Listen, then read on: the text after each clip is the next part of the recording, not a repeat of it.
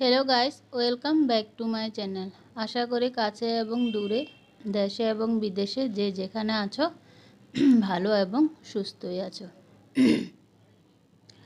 আমি এখন মোটামুটি ভালো আছি। সময়টা খুবই খারাপ যাচ্ছে। এত সময় খারাপ যাচ্ছে যে তোমাদেরকে বলে বোঝাতে পারবো না। এত অসুস্থ ছিলাম, তাই হাসপাতালে 6 দিন ভর্তি হয়ে আসলাম। এর মধ্যে তোমাদের তেমন ভিডিও দেখা হয়নি আর ভিডিও দেওয়া হয়নি। যে সেলাইয়ের ভিডিওগুলো আমি দিয়েছি ওগুলো আমার আগেরই করা ছিল। আমি ভিডিও বেশিরভাগ করে আমি রেখে দিই। যেদিন আমি যখন ভিডিও করতে পারবো না তখন ওই ভিডিওগুলো আমি ছেড়ে দিই। আজ এই ভিডিওটাও আমি করে রেখেছি, প্রায় এটা 20-25 দিন আগেরই ভিডিও। দুটো ভিডিও আছে, তো ভাবলাম আজ এই ভিডিওটা এডিট করে ভয়েস লাগিয়ে ছেড়ে দিই। সময় যখন খারাপ যায় তখন সব দিক দিয়েই খারাপ যায়, আর যখন ভালো সময় আসে তখন সব দিক দিয়ে ভালো হয়। প্রকৃতির কী নিয়ম। যাই হোক, অনেক কথা বলে ফেললাম।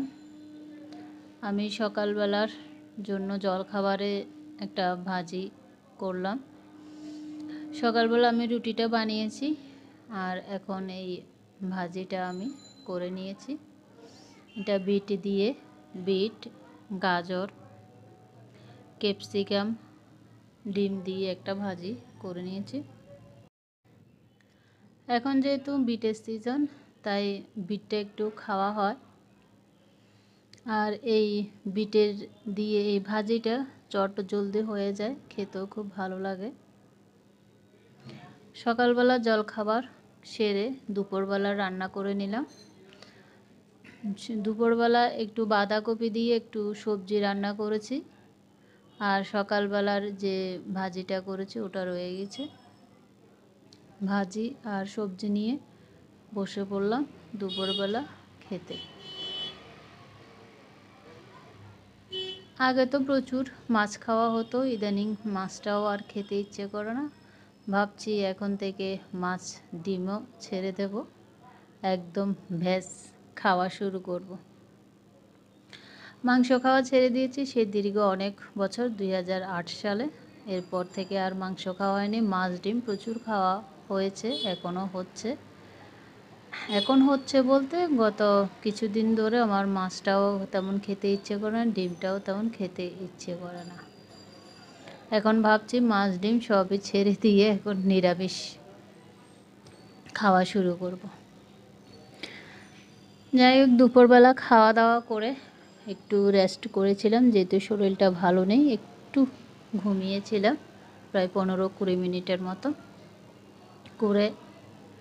এরপর বিকেলবেলা কাজ শেষ করলাম। শেষ করে এখন সন্ধ্যাবেলায় একটু বাইরে গিয়েছি, একটু মন্দিরে গেলাম। মন্দির থেকে আসার সময় একটা সিঙ্গারা নিয়ে আসলাম।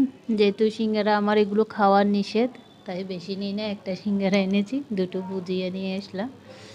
এখন চাটা খেয়ে নেব।